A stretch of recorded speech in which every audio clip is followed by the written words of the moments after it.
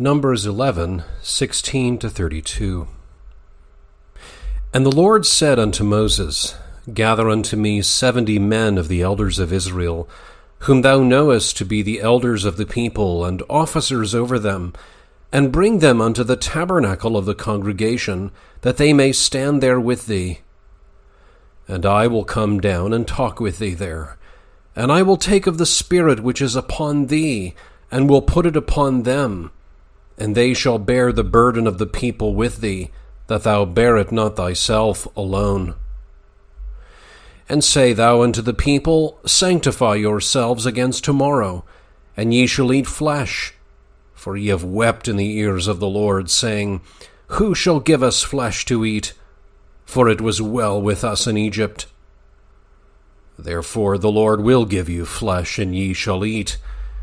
Ye shall not eat 1 day, nor 2 days, nor 5 days, neither 10 days, nor 20 days, but even a whole month, until it come out at your nostrils, and it be loathsome unto you, because that ye have despised the Lord which is among you, and have wept before him, saying, Why came we forth out of Egypt?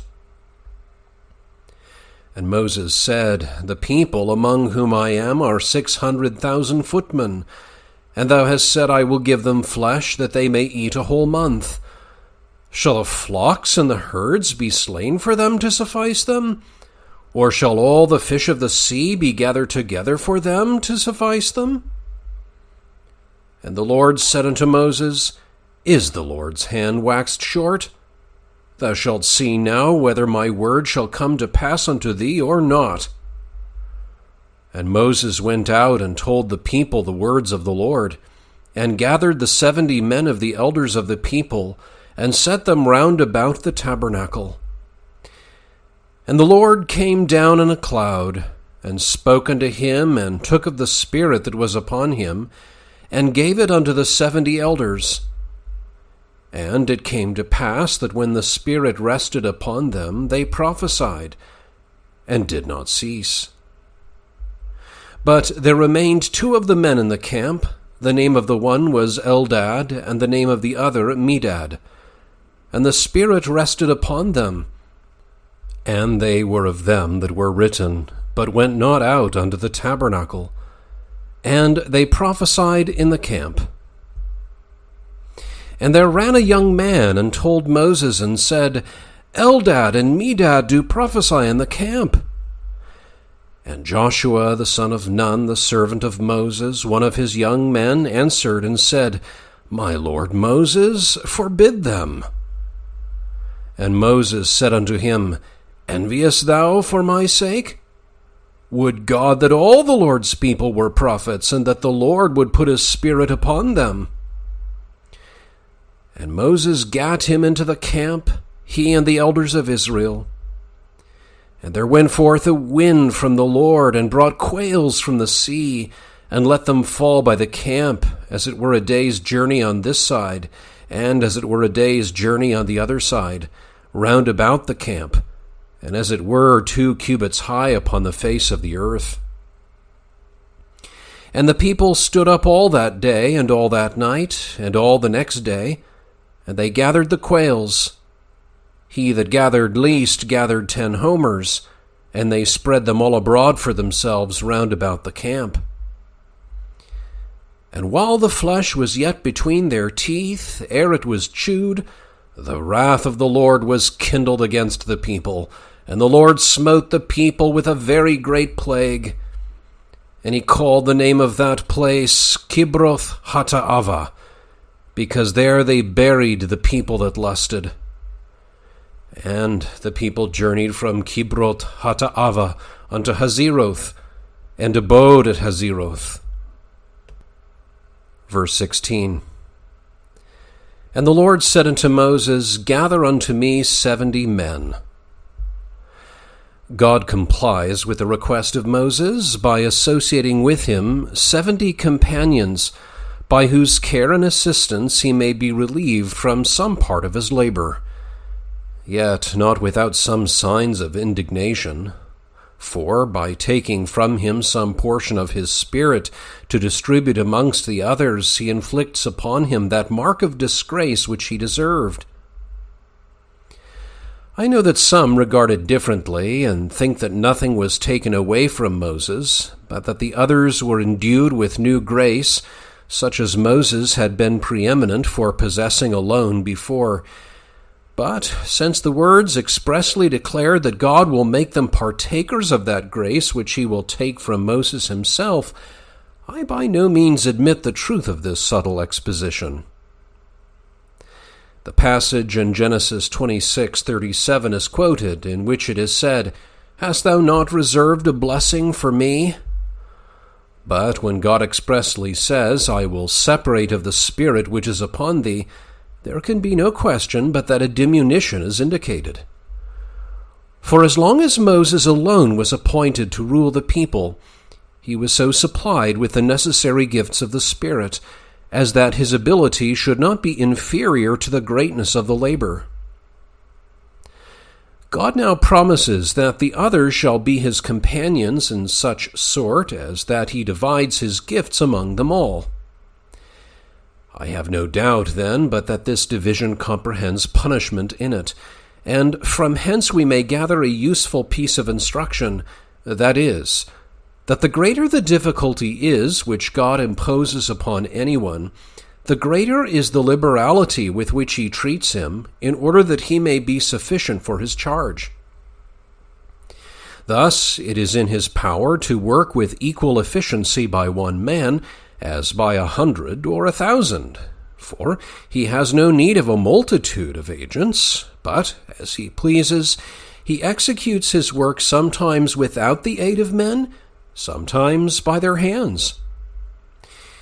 In some, God indirectly reproves the gross ingratitude of Moses, whereby he depreciated that marvelous grace which had hitherto shone forth in him, and he declares that he shall not be hereafter so great as he was, in regard to the excellency he derived from the Spirit, inasmuch as he had in a manner thrown away the gifts of the Spirit by refusing to bear the trouble imposed upon him.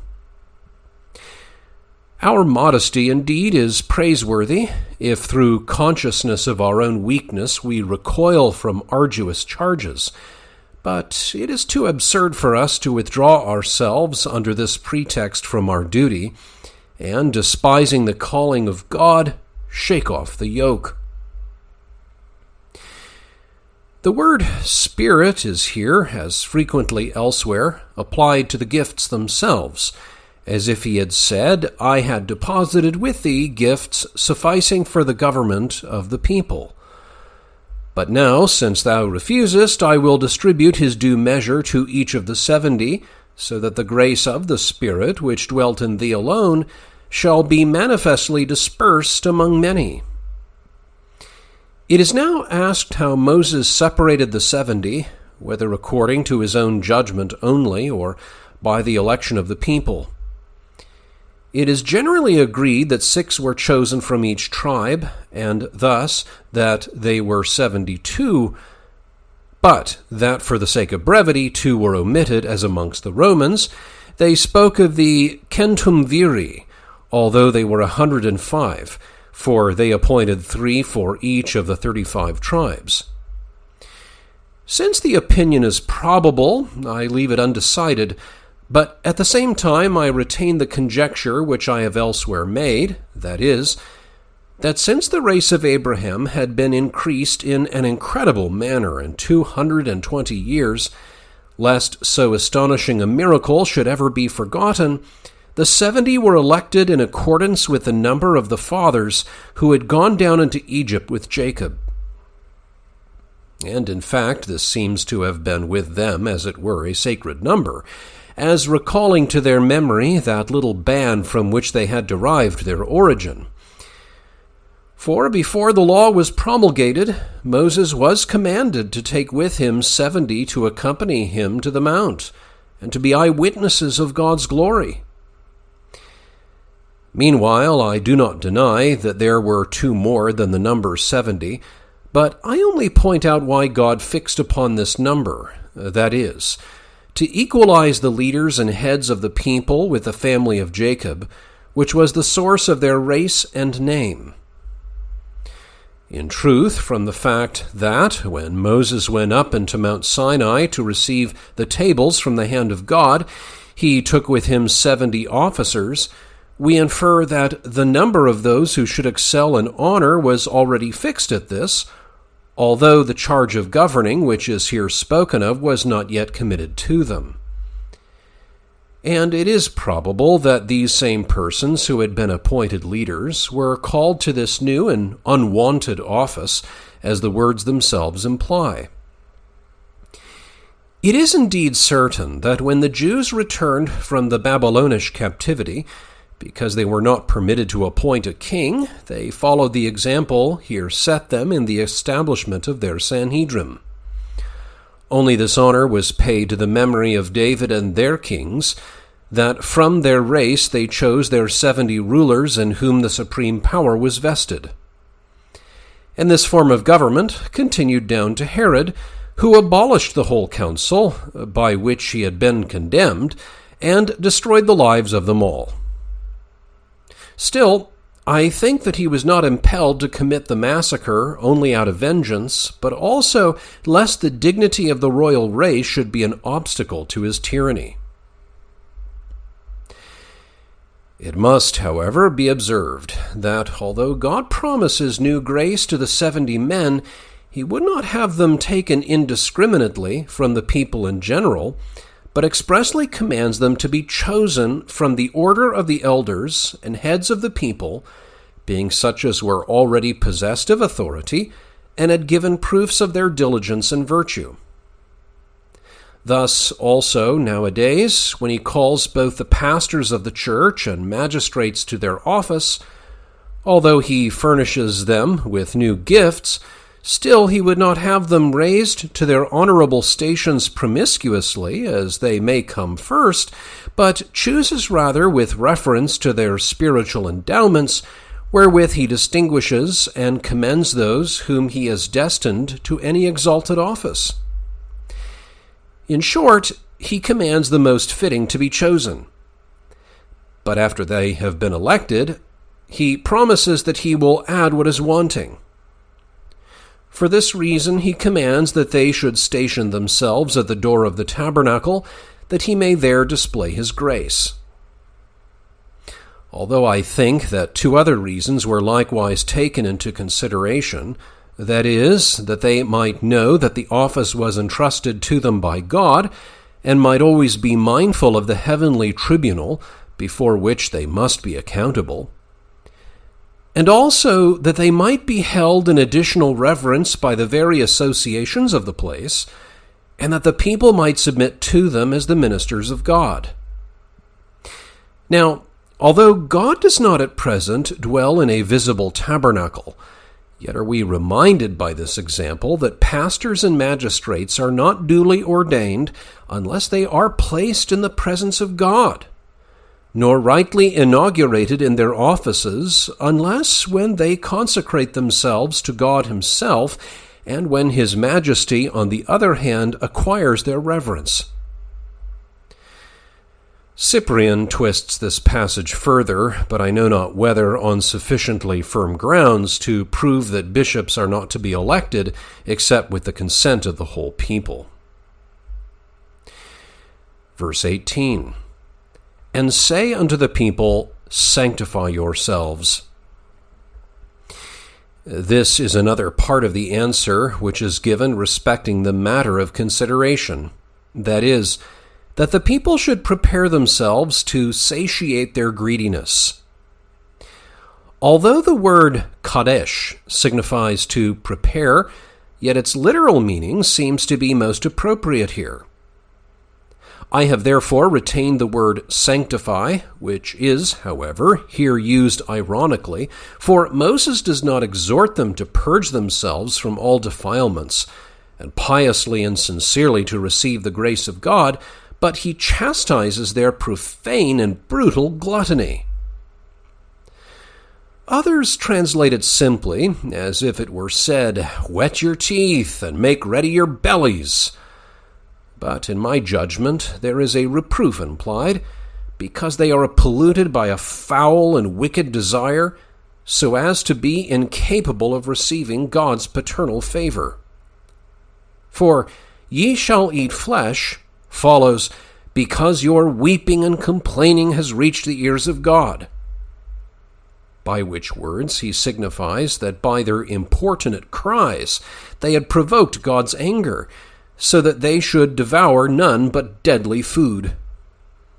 And soon afterwards it is stated more clearly that by their insolence they had deserved to be destroyed by the bounty of God. For a whole month, he says, ye shall gormandize, till it come out of your nostrils, and it be loathsome unto you. Thus he compares them to those gutlers who so overwhelm themselves with gluttony that they are obliged soon afterwards to vomit what they have eaten too greedily, or who abominate the taste of their superfluous luxuries as if they were something filthy. This is what is meant by to come out, or to be blown out at the nostrils. Tzara, which we have translated abomination, properly means dispersion.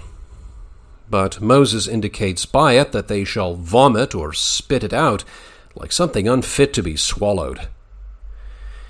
If any should object that it is said in Psalm 78:30, they were not yet estranged from their lust, this is easily solved by understanding that their unrestrained gluttony is there rebuked, as if he called them gutlers, gurgites, whom no abundance can suffice to satisfy. Therefore the prophet says that although they were bursting with excess, they were not satiated, but were so inflamed by their boundless voracity that God's vengeance could alone repress it. But the reason alleged for this is especially to be observed, because they had rejected God who was in the midst of them. By these words, the excuse of error or inadvertency is barred. For if, for the purpose of proving their patience, God had withdrawn his power, the terror which they conceived at his absence might, perhaps, have been excusable. But now, when they knew by sure experience that their means of subsistence were supplied by him, they betray their deliberate wickedness by despising his present beneficence. For that God was in the midst of them is equivalent to his giving manifest tokens both of his infinite power and his paternal favor. These words show us that the more immediately God manifests his grace to us, the more inexcusable we are if we disparage it when it is thus liberally offered to us.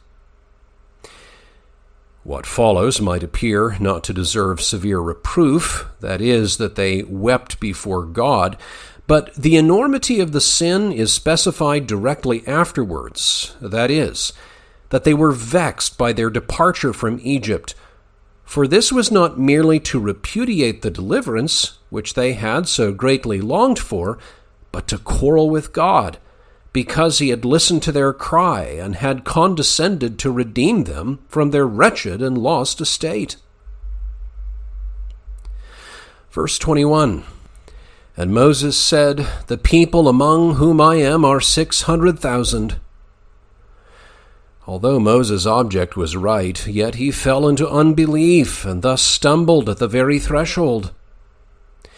His pious solicitude indeed impelled him to doubt, because he feared that God's holy name would be exposed to derision and contumely if he should send away empty those to whom he had promised food. But it seemed to him incredible that so mighty a multitude should be sufficiently supplied with flesh. When he calls them 600,000, he either does not calculate their numbers exactly, or indicates that some had died since their departure when he had numbered the people, Exodus 14. Yet it is probable that he referred to the recent census, in which they were found to be 603,550, Numbers 146. But for the sake of brevity, he put the sum in the gross, as he does elsewhere, omitting the 3,550, Exodus 12:37. By speaking of footmen, he means the men, and thus accepts the women and children. Assuredly, such a multitude might astonish him, or at any rate might inspire him with alarm, so that he should mistrust the promise. His doubt, however, was wrong in two respects. First, because he did not simply trust as if he were not assured that God was true in all his words, and secondly, because he improperly allowed his mind to measure God's inestimable power by his own senses. Let us learn, therefore, that as soon as God has spoken, we should embrace, without discussion, whatever has proceeded out of his mouth. And so likewise let us learn to humble ourselves and our own minds, and at the same time to rise by faith above the world and our natural reason, so that no absurdity which the flesh may suggest to us should prevent us from certainly concluding that whatever God has promised, he will, by his might, perform. For it is a most incorrect calculation to bind down God's doings to ordinary standards, as if his power were not more extensive than our minds can reach. We must therefore carefully take notice of the rebuke, whereby God so corrected Moses at once that it ought to prevent and to cure all diseases of distrust in us. For the immensity of God's hand convicts the folly of those who would subject it to their own imaginations and rules. For even although God should not stretch forth his hand, he holds heaven and earth in its hollow, as it is said in Isaiah 40:12. What madness, then, is it to seek to grasp by our own senses, and as it were to imprison that hand, which is greater than 100 worlds? As soon, therefore, as distrust on the score of difficulties begins to take possession of our minds, let this conclusion be remembered, that the promises of God do not exceed the measure of his power to accomplish effectually whatever he has declared. This question, however, is the Lord's hand waxed short, may be explained in two ways.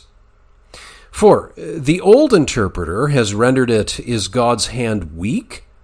But God seems to adduce the proof whereby he had borne witness to his power, not only in the creation of heaven and earth, but also in so many recent miracles, as if to rebuke the ingratitude of Moses, who had profited so little by these most striking lessons. For Isaiah uses the same word in this sense, where he says, "Behold, the Lord's hand is not shortened." Isaiah 59, verse 1. Moses is unquestionably exalting the blessings received on former occasions, wherein the people had experienced the saving power of God. I have retained the future tense of the verb, since it does not injure the sense. What is said amounts to this: will God's hand be weaker than usual, so as not to put forth its power already known? Verse 24. And Moses went out and told the people the words. We here see how greatly Moses profited by his brief rebuke, for he now actively sets about what he was commanded. Doubt had given him a check, so that he stopped in the middle of his course, whereas he now testifies by the promptitude of his obedience that his distrust is overcome. For just as unbelief discourages men so that they sink down into inactivity, so faith inspires both body and mind with rigor for the effectual discharge of their duties.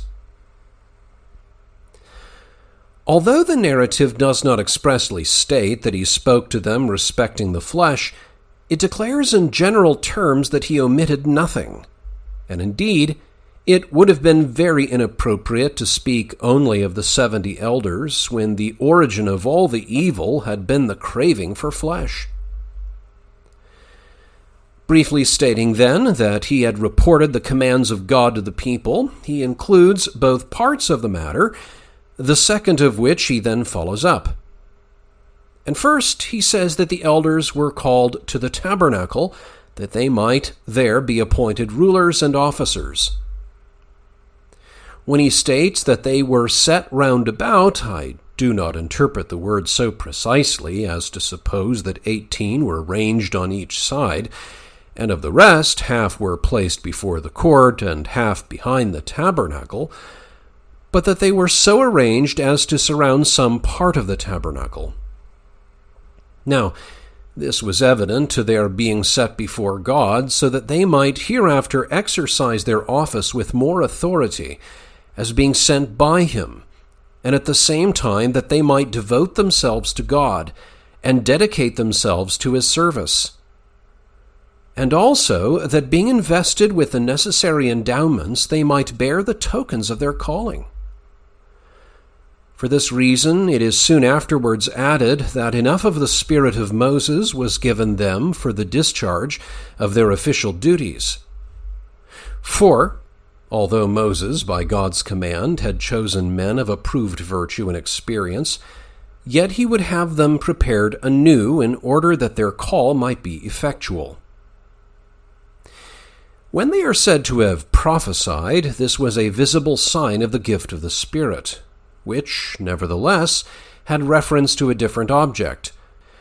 For they were not appointed to be prophets, though God would testify by this outward mark that they were new men, in order that the people might receive them with greater reverence. In my opinion, however, prophecy here is equivalent to a special faculty of discoursing magnificently of secret things or mysteries. We know that poets were called prophets by profane writers because poetry itself savors of inspiration, enthusiasmon, in the same way that extraordinary ability, in which the afflatus of the Spirit shone forth, obtained the name of prophecy. Thus, the gift of prophecy in Saul was a kind of mark of royalty, so that he might not ascend the throne without credentials. 1 Samuel 10:10.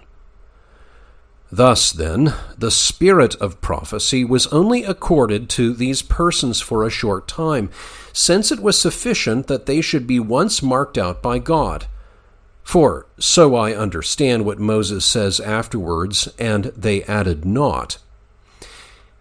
It is too forced an interpretation to refer it, as some do, to the past. I confess indeed that they were not previously prophets, but I have no doubt but that Moses here indicates that the gift was a temporary one, as we are also told in the case of Saul. For, as soon as this token of God's grace had manifested itself in him, he ceased to prophesy.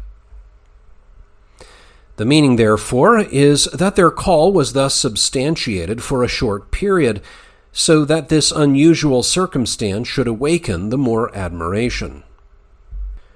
Verse 26. But there remained 2 of the men in the camp. It is not certain why they had not appeared amongst the others. I do not at all doubt but that they were called for by Moses, nor would they have been endued with the same grace of the Spirit as the others, if, through idleness or contempt, they had not come at the time appointed. We may therefore probably infer that they did not actually receive the invitation because they could not be found, and hence it arose that God excused their ignorance. Still, however, it must be observed that they were kept back by the secret counsel of God, that his grace might be made known by this illustrious proof amongst the common people in general, when they were not all eyewitnesses of it. For the greater portion of them had not assembled at the tabernacle.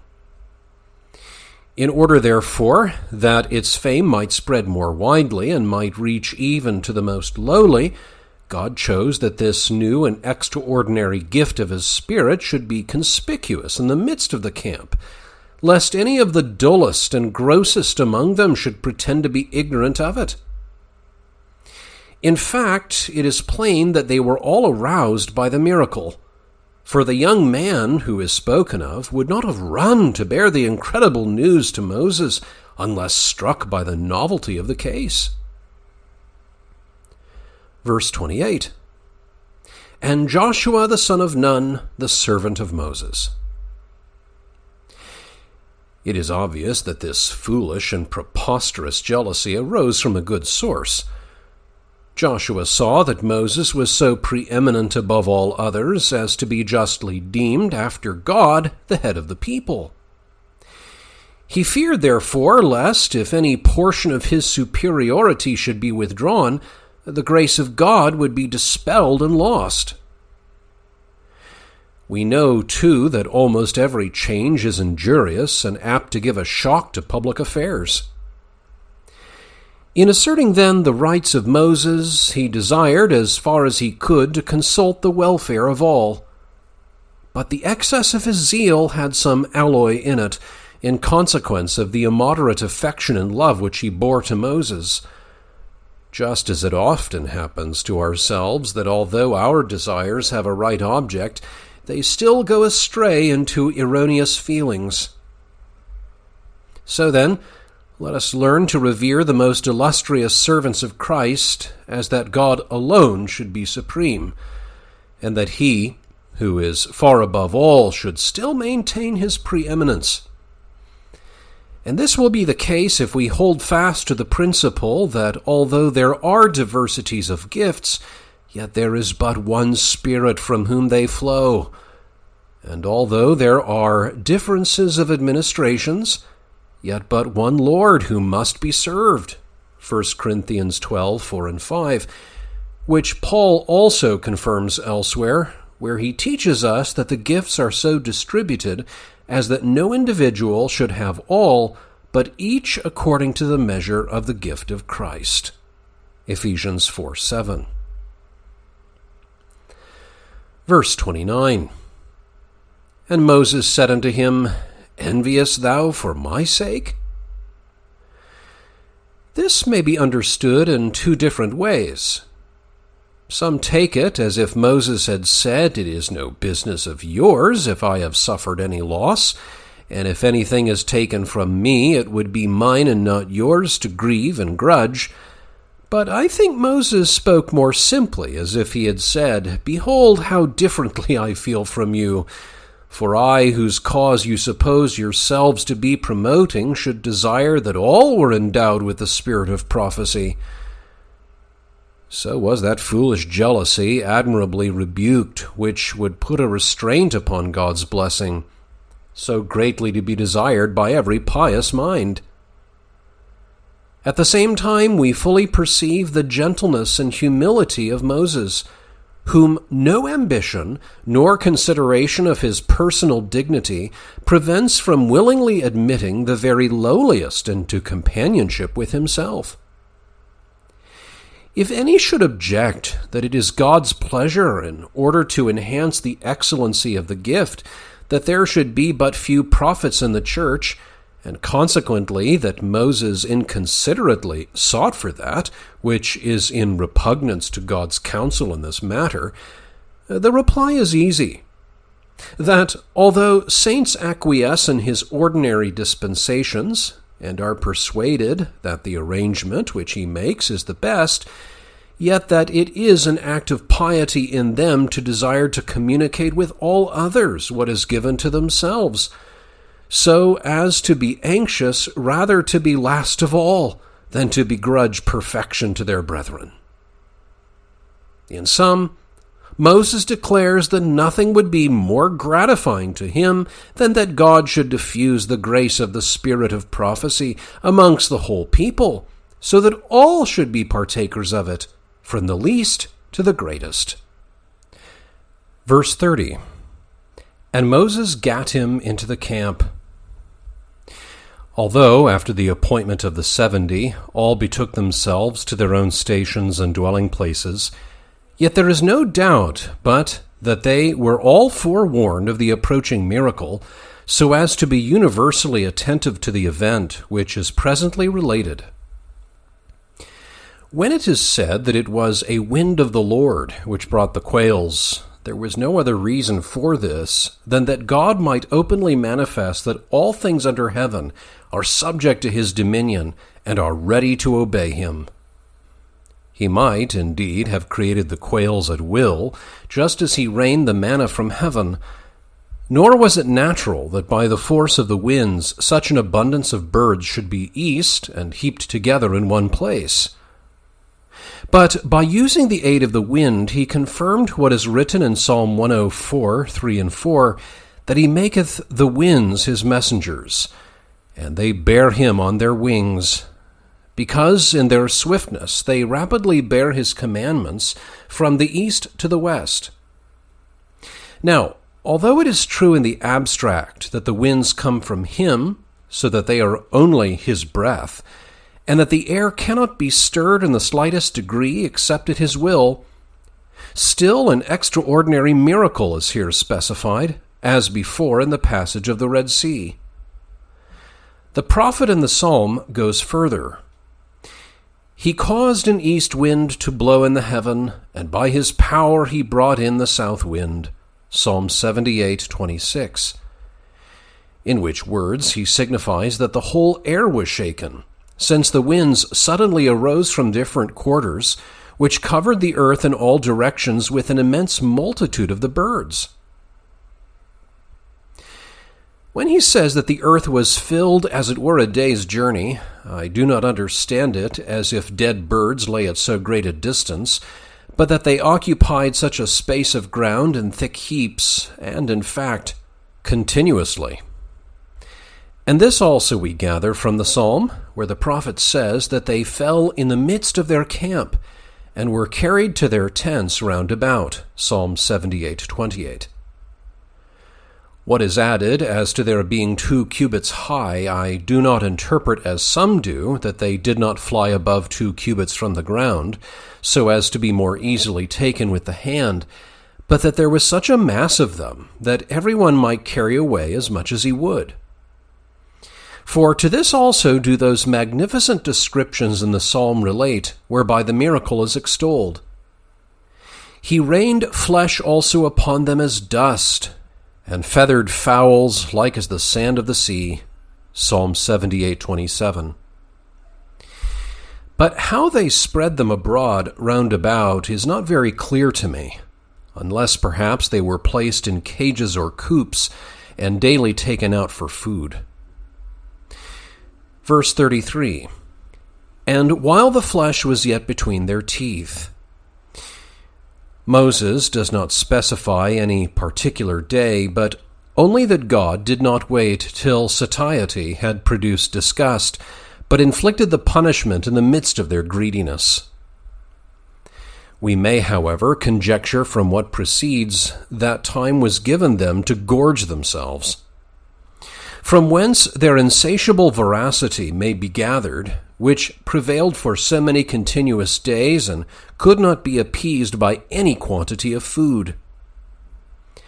God therefore allowed them time abundantly sufficient for them to gorge themselves, unless their gluttony was prodigious, and yet punished their intemperance, while the meat was yet in their mouths. They were then suddenly surprised in the midst of their guttling. And hence it is said in the Psalm, Psalm 78:30, they were not yet estranged from their lust, just as any glutton might choke himself by devouring more than his throat could hold. Nor is that at variance with their repletion, of which mention was lately made, for however the belly may swell with the quantity of its contents, the furious lust of eating is never appeased. But in order that their punishment might be more manifest, God inflicted it in the very act, nor could any better opportunity have been chosen.